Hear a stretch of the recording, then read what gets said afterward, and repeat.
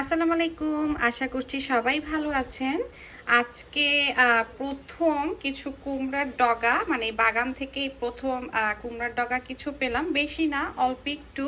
এবারের কেন জানি ফলন বেশি না। তো আম্মু সুন্দর করে কেটে কুটে রেডি করে দিচ্ছে। আর এইখানে হচ্ছে এটাই হচ্ছে বাংলাদেশের রূপচাঁদা মাছের মতন যেটা, তো এটা হচ্ছে আমরা এটাকে পম্পানো মাছ বলি।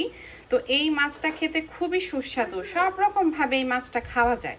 তো এটা হচ্ছে সুন্দর করে রেডি করে ফ্রাই করে দেন হচ্ছে আপনার এই কুমড়োটা দিয়ে আজকে ইনশাল্লাহ রান্না করব। সো মাশাল্লাহ আমার রান্না শেষ। আলু আলু দিলাম কিছু। এই শাক দিয়ে যখন রান্না করি, লাউ লাউ শাক বা কুমড়া শাক, তো এরকম আলু দিয়ে খেতে মজা লাগে। আর এই যে টুকরা দিলাম কিছু, তারপরে হচ্ছে মাথা, লেজ, এটা দিয়ে একটু হালকা ঝোল ঝোল করে রান্না করলাম, খুবই অল্প ঝোল।